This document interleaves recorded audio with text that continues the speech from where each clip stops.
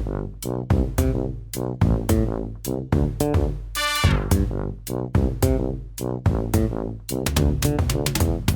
and welcome to the Zach Brown Show, the show that introduces you to old friends for the first time. I'm your host, Zach Brown. On this episode, I continue my conversation with the Blue Blanket Sport Codes. We talk about recording More to Christmas and how you can enjoy the album for yourself. Let's get back to the group, shall we? So we move on from Christmas Wish, and where are we going next, Core? All right, after that we got O Tenenbaum. All right, so this was our problem child. It took a while, but it turned out it was worth it in the end. Working with Luvy's dad, Big John, that was a real treat. And then we also had the hot, wonderful mess that is our buddy Colter Ubelstead. Yeah, Colter, we love you, man, and we just appreciate you and Big John from coming in and taking on those tracks.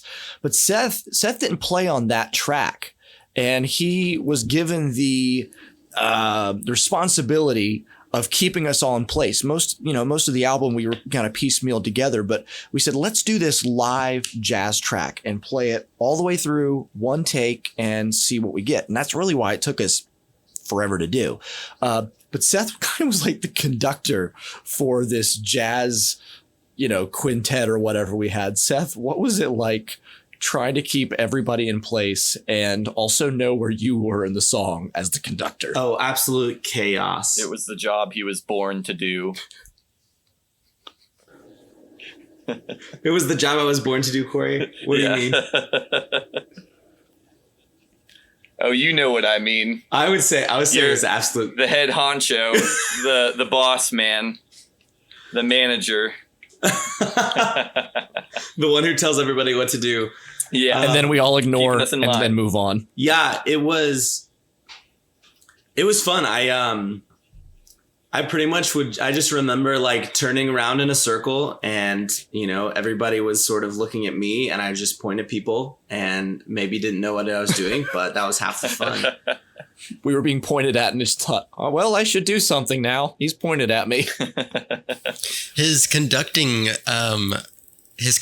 crown got taken away a little bit by Big Luvy whenever he was doing the doi doi doi. Oh yeah. See, for those of you non-musicians, we apologize because musicians, we seem to have our own language. And there's a couple shots from the material that I've already seen that Trevor's kind of put together. And literally the conversation is as follows. I look at Corey and say, the drum parts need to be do-do-do-do-do-do. And Corey goes, right. He needs to go. And then Trevor is sitting at the drum set, actually plays something that makes the sound of a drum set and goes, yeah, this is what I'm going to do. And we're like, yeah, exactly that. We're not using real, right? No words. There's just sounds coming out of our faces. And somehow we get what the other guy's talking about. So that was an interesting track that we did. And we wanted to do a little nod to Vince Guaraldi with, again, the Charlie Brown Christmas. And it was nuts just getting it done. And I was so thankful. I was so glad that we did it right too, doing it all live, all in one big take. It took a few tries, but with Big John's help, kind of guiding us along with all the sections and what everybody should do, and Seth conducting everything. We were able to actually get it like all in one go, just like the olden days, back in like the 50s and 60s, and that was a real, like you said, that was a good, homage to that song and everything for us to do that in that sort of mindset. I thought it was really fun just being able to sit in like that big circle and just, all be in one room. It wasn't like you take your turn, and everybody was able to just kind of feed off each other. Yeah. Now, a super cool part for me was, I think realizing on that song specifically was just because, you know, I was there every Thursday and was a part of it, but still trying to figure out pieces. And so, like seeing Big Louvie walk in was like, oh, he's here now. And then Coulter come in and being like, oh, Coulter's here for this one. Okay. And then seeing Jordan Christie come in, and then Arthur Rocker, and then Katie Barker, and then Mallory, and like all these people. That was such a cool part for me, was just like, man, we've got everybody in Pensacola working on this album, and they all are completely different, you know, doing their own different styles. But that's what really made it so much fun and so cool to kind of, and, you know, props to Corey for real for trying to, mold and fit that genre of whatever we were working on that night well, and, you know, do the right thing for it. Yeah, no problem, man. It was fun.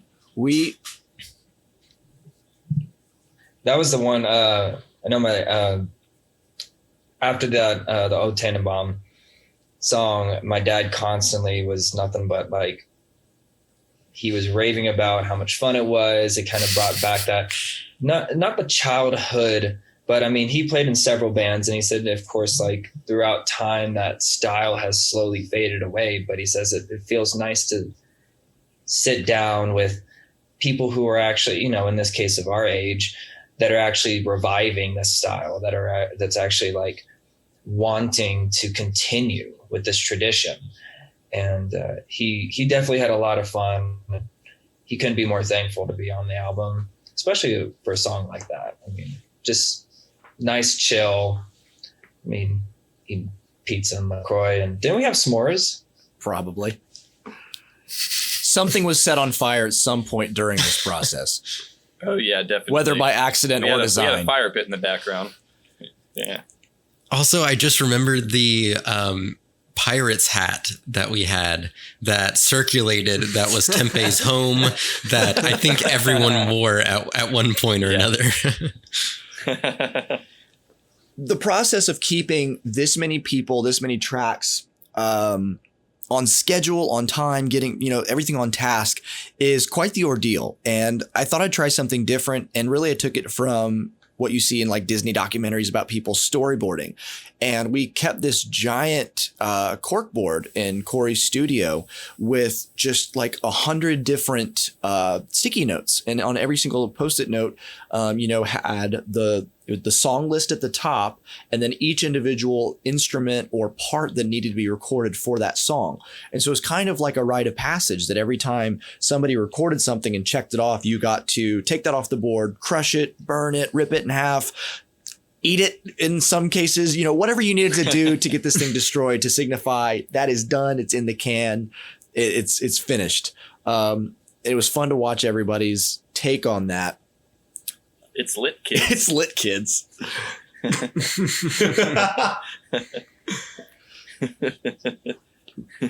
So we had this crazy process. We had everybody was wearing multiple hats. I mean, again, like to say, like, what was one of Seth's roles in this thing was conducting a jazz quintet and pointing. I mean, it's like, really? Well, that's what needed to get, you know, the project done.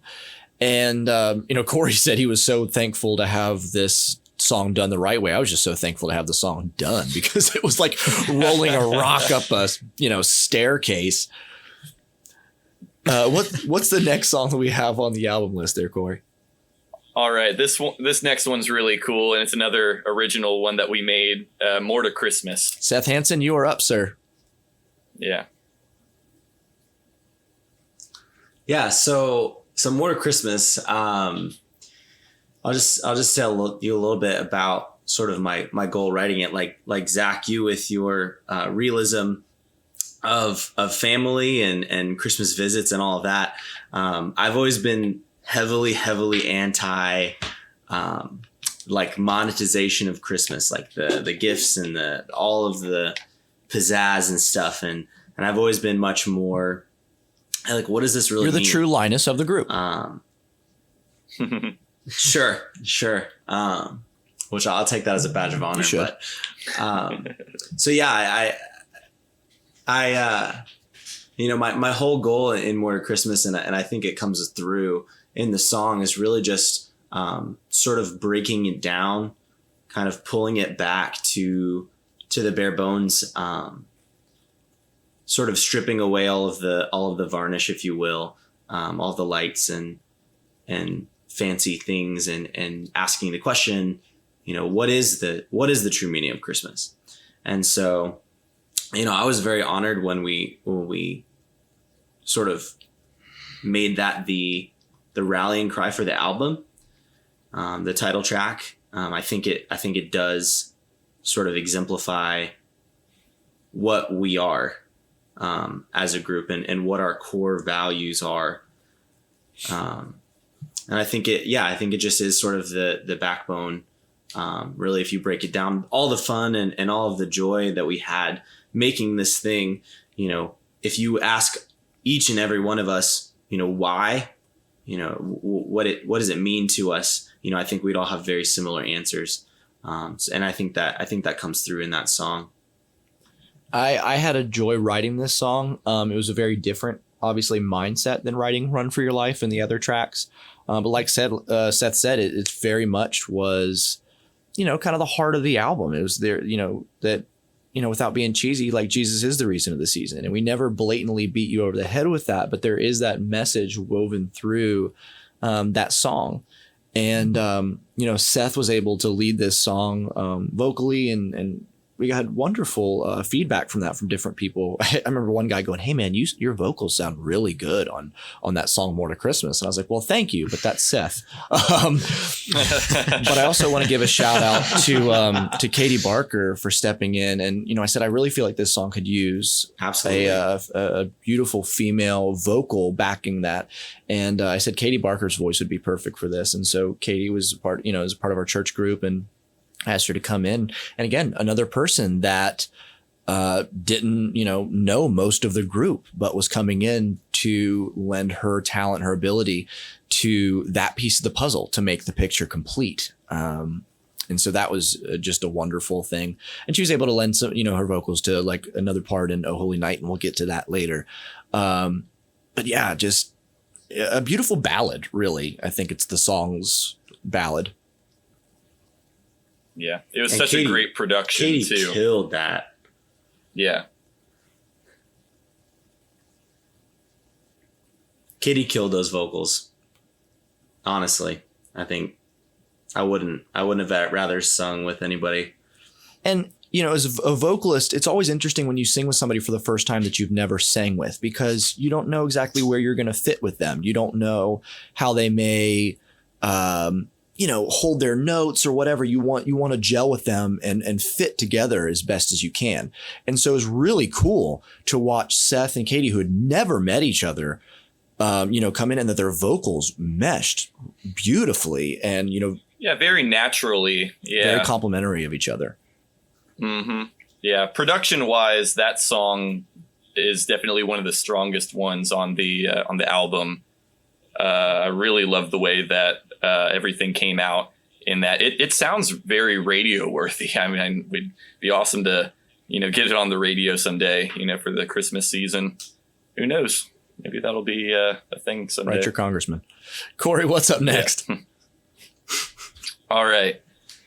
Well, guys, next up we got Oh Holy Night. All right. And this one is this one's my pride and joy. This one's my baby, my project. Lead on. So Zach gave me the reins on doing all of the work for this rendition of Oh Holy Night. And before I started making everything for this, I just got like a good like mental picture of what this song is talking about and what it means. And this is the holy night that Jesus, our Savior, was born. He's God made into human form, and as a baby, and Mary and Joseph are holding him in this little barn in Bethlehem, and all these people are coming out. The wise men and the shepherds, and just all these random people checking out. This is God. This is the Savior of humanity, and the one that's gonna bring peace to the world, and who's gonna invite us into heaven someday, to be with them. And I just got that that sense of reverence and that sense of just power and movement in this scene. And, I just kind of thought to myself, well, if you're going to try and depict, the feeling that somebody might have gotten when they looked upon the face of God for the first time as a little infant child, sitting in this manger, I was like, yeah, let's make this cool. Let's make this super epic and everything. And so we got Trevor's wife, Mallory, to do the lead vocals on the song. And I made, this really cool arrangement with the music, and it's very ambient. It can be very, moody and just very very atmospheric, and I just kind of wanted to put a place of this sense of reverence, as, she's singing about the Christ being born. And I want to speak into choosing Mallory for this song. We had, again, like Trevor said, pretty much everybody in town almost was involved in this album. And something that I've always really appreciated about Mallory as a vocalist, as a person, she's a very gentle, tender spirit. And what's so funny is that this song is a powerhouse, like last song of the night, pyrotechnics kind of song. But choosing somebody like Mallory, who's not gonna be like your Celine Dion, who's gonna come and break the doors down. However, her performance in this song is so incredible that every time I listen to it, it still gives me chills. Like the hair on the back of my neck stands up.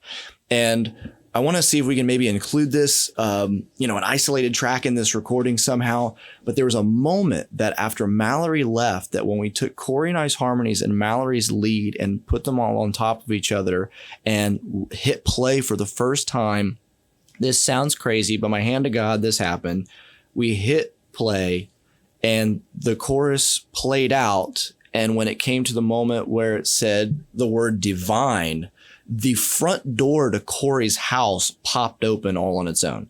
He and I were the only two people in the house. We walked all around to see if there was somebody that came in or had left. It was crazy. The door just blew open to the front. It was something of like biblical proportions. It was bonkers and amazing, and a moment that I'll never forget in a studio.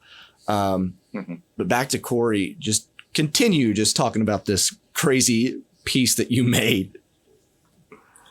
Mallory did such a good job on the vocals for this thing. I can't think of anybody that would have been better suited for bringing all of that to life the way that she did. And we also got you and me and Zach on the background vocals a little bit in there. And then it was really cool to also bring back Katie Barker and my friend Nate to do some kind of angelic, choir background vocals in the song as well. And so you got like all these like singers and all this like crazy, stuff like going on in the middle of this song. And it just gets so big so quick, and it really, it's a no-brainer that door flew wide open. I think that's a testament to just the sheer power that got put into that song from those vocals. So this song, Corey sang it just being like booming and strong. We took inspiration from all kinds of different things. Everybody and their mothers has done a cover of Oh Holy Night, but we wanted to make it ours, but also take from these things that inspire. So when he talks about these angelic vocals, imagine Pink Floyd's The Great Gig in the Sky. We drop that in the middle. Corey starts laying down these bass tracks and like the Muse, like Knights of Sidonia or whatever it is.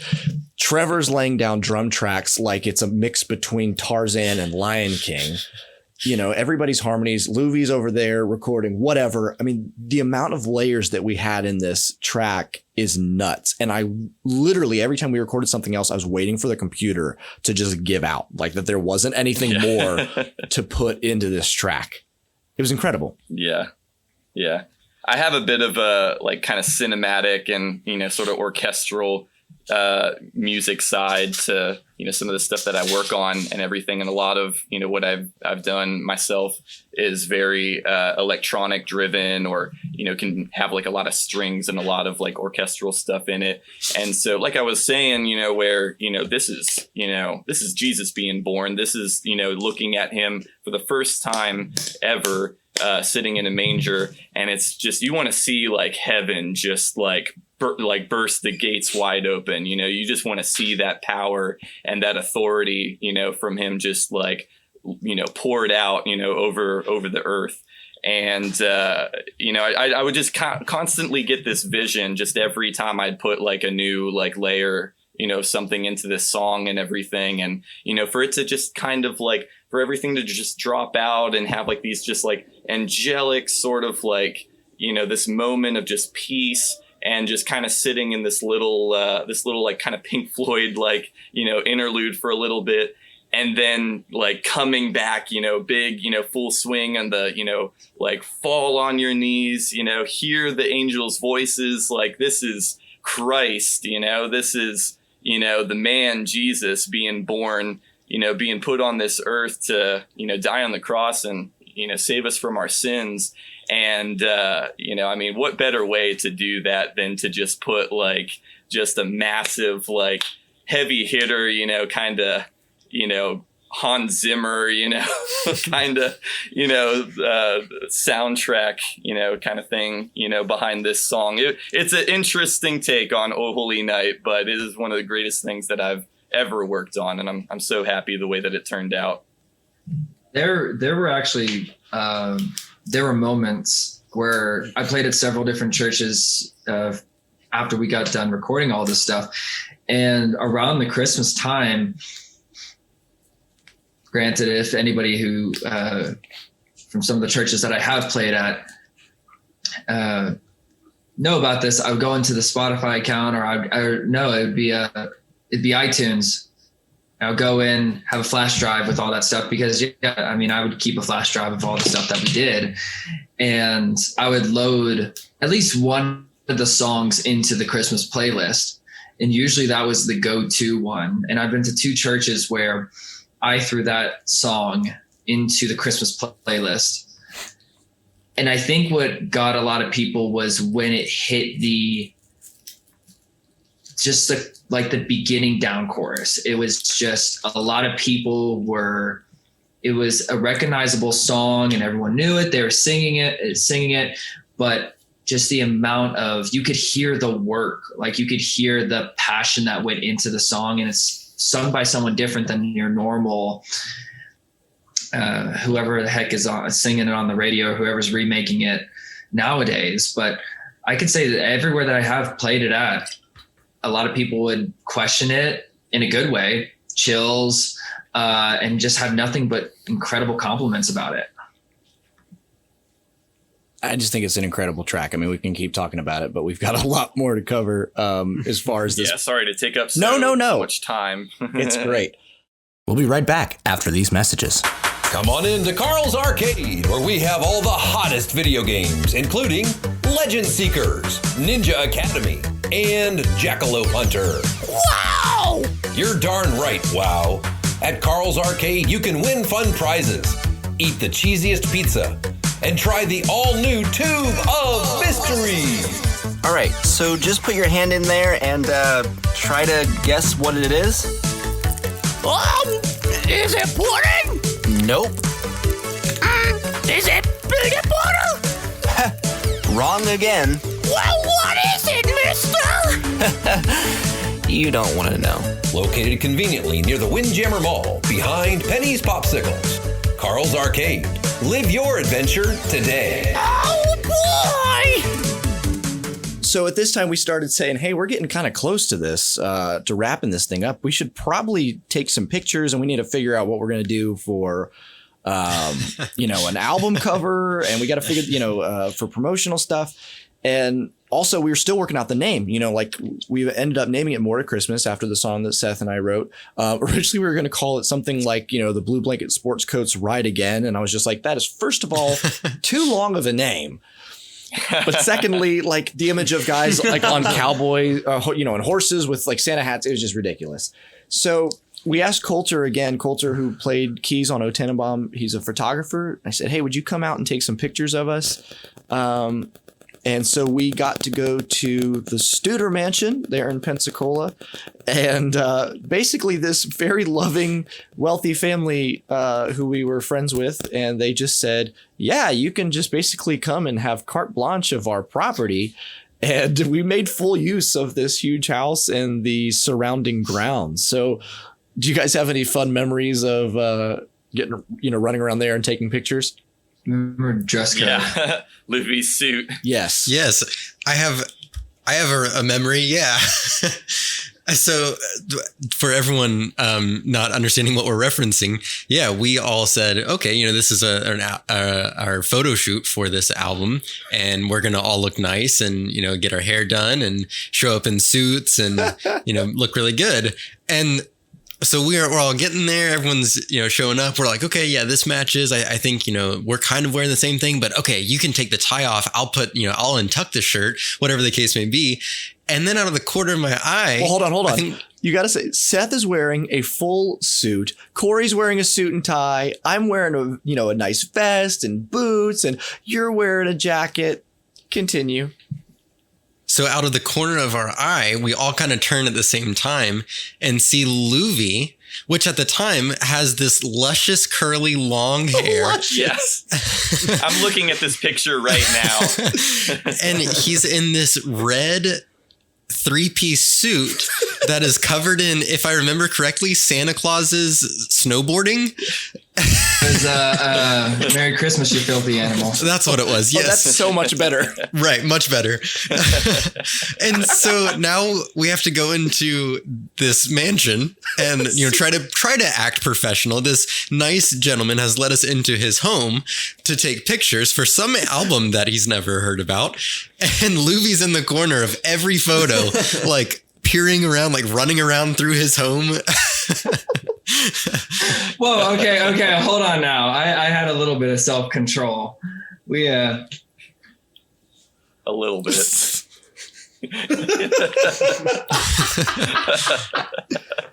What? A good portion of us know the family that we worked under the Studer Institute, and of course Quint Studer knew exactly what my character was in general, like basically how I was as a. He knew what he was getting into when he let you in his home. Exactly. Yeah. Exactly. He said you nothing but dressing up and being mascots and setting off small ballpark fires. A pyromaniac. But either way, I mean, that was a real treat just because we couldn't have asked for a better location. Yeah. Either way, even though I did come up and God, it looks like Santa threw up on me. But overall, I mean, it was just kind of like I don't know. It just still goes back to we just couldn't be more grateful. Like we got so much out of it. One of my favorite memories of it too was, to make a Christmas album, you have to record it in July sometimes so that you can record everything and produce it all. And so that it actually comes out during Christmas time. So being that it was in Florida, we also did another shoot in downtown. And so we're all in like suits and sweaters in like scarves, September. Yeah, exactly. Yeah. And so like all these people walking by, I just remember like these 5 weird dudes like trying to take photos all together. Well, to Aaron's credit, so Coulter did the cover shoot, but Aaron did all the publicity shots, and he had the brilliant foresight to realize that the 5 of us Nimrods have no idea how to actually pose well for photos. And so Aaron had the genius to just record a video and then just to basically take the best looking still. So Aaron, did you have any I don't know, insight into this going in, knowing that this was going to be just a total crap shoot, or were you hoping for the best the whole time? Well, I was kind of hoping going in that the iPhone 5S would have a better camera than it did. It did not. How wild thinking about that now, like iPhone 5S, like that's what we're using for the shoot. So I was hoping that this wasn't the final shoot going in, but yeah, and also because it was my quote unquote genius idea with the video, but the video dropped it down like, you know, a level of quality. So we just got some nice Instagram photos, but they were never going to be anything for like, you know, the album cover or anything like that. And again, to Trevor's point, being like September and we're all in these festive outfits. And again, if you look at these pictures, which we will post these to the, you know, the show Facebook page, the Instagram, we're all dressed in something, you know, like album covery, not necessarily matching. And then Jonathan shows up in a Hawaiian shirt, flip-flops, and a ski cap. So he was really the only one that was dressed appropriately. But I will say to Luvy's credit, at least he was consistent in his whatever his character was. It's great. Yeah. From the outside, they're like, oh, it's that guy. He does something different. That's even how we did it back when we, what was it? The first album. Yeah, where we had the photo. What was it? Everybody's wearing Santa hats and Luvy has like reindeer spring headband. I mean, I don't know. It was just one of those, there's got to be that one oddball. And I was happy to take on the role. I wore it well, and boy, I wore something else. I was definitely something back then, but everybody needs a Luvy. That's right. If you don't have a Luvy in your life, you are missing out, and your life is not complete yet. But I mean, for people who actually do see the photo, they see, they're like that. What was I thinking? But it was great in the moment. And so we basically were finally able to get everything polished, wrapped up, and we were exhausted and just done with the whole thing. And then I said, but what if we do one more song? And Corey looked at me like, I can't. I just can't. I'm so done. And so, yeah, so Luvy's dad stepped in the 11th hour and was like, well, I'll do the last track for you. You know, I'll produce it. I'll cut it in their home studio. And so we did a live version of the very first song that we wrote for the first album at Jonathan's home studio. And we kind of shot a video for that. And that was a fun little thing. There was kind of this bonus track that we tossed on there just for funsies. And then we said, okay, that's it. Literally no more. We will not do anything else. And so we tallied up all of our credits. We mixed it all down, mastered everything, put it on the CD, printed them, and we sold them for like $5. And we were able to make some change. And thoughts on that, Trevor? Yes, that was something that I remember us putting out, you know, the album, getting ready to actually produce it and release it. And that's what I'm trying to say. And thinking about putting it on Spotify and iTunes. And I remember that idea got thrown around, and we'd never talked to, at least I was never a part of the conversation too much about like how we were going to release it and how we were going to promote it. And so for me, I was like, okay, we got to obviously put this on Spotify and iTunes. That's where like all of your music is. And I remember like it just never worked out, but I remember you were printing CDs in your parents' bedroom on some like quad CDs printer. It duplicated 10 CDs at a time. Yes. But by the time like that we started spitting them out, I mean, they were just like hotcakes. Everyone wanted one, and we didn't even need to put it on Spotify or iTunes because it was like, well, we've already sold it to everyone who wants one, and everyone bought one. And so we're getting cash. Yeah. We sold a bunch of CDs. Yeah. It was super cool. So that was a really memorable part for me, was just like, for me coming into this and just having a very like top down look of like some random 5 guys made an album, and like, but the exposure that it got, and it was like everyone was buying one, and it worked out super well. Yeah. So we fast forward in time to now, the holiday season of 2020. And, this year has been nuts and we've needed something fun. And I said this in my last interview with Trader Brendan that I applaud the creatives this year for not just taking 2020 sitting down, that they looked for ways to better what they were doing. Whether, the world said, okay, you can't do it this way. Then the rest of us said, okay, well, then how are we going to do it? Churches, who were meeting in schools couldn't meet in schools anymore. And they had to figure out how to do it. And they were in basements and they were at beaches and people were putting out the best that they could. Guys were starting podcasts. They were starting internet shows, John Krasinski with his, Good News or whatever it was, whatever you could do to bring some good to the craziness that is 2020. So back in June or July, we said, the Christmas thing was fun. We're all living in different parts of the country now. There's no way that we can get together and write another song, let alone an album. And so I said, well, let's maybe go back and remaster the tracks from the first two albums and be able to actually release this on Spotify, because it's kind of been fun over the last couple of years. Different people have asked me or the different guys in the band, like, hey, I never got a copy of the CD, or I lost my CD and I really want to listen to Winter Prelude, or I want to listen to Christmas Wish. I want to listen to the different tracks. How can I get a hold of it? Are you guys ever going to put it on Spotify? So Corey and I started kicking around this idea and I said, well, this would be kind of great because we could kill two birds with one stone. I said, we can put out the album and then we can sit down with all the boys and we can make this the Christmas special for the podcast. And so here we are recording this whole thing and getting to sit down with some of my best and closest friends who I've eaten, again, just inordinate amounts. That's not a word. Just big amounts of pizza and sparkling water, which sounds so froofy, but you got to love LaCroix. Maybe they can sponsor the show if you guys are listening. And we had a blast. And so we are putting out this, album. It's a compilation of the two albums. We're putting them out as soon as we physically can. I guess it's digitally can, but I digress. And we're going to be putting out the companion video and be looking, for either Vimeo or YouTube or however we can upload it. We're going to get that to you as soon as possible.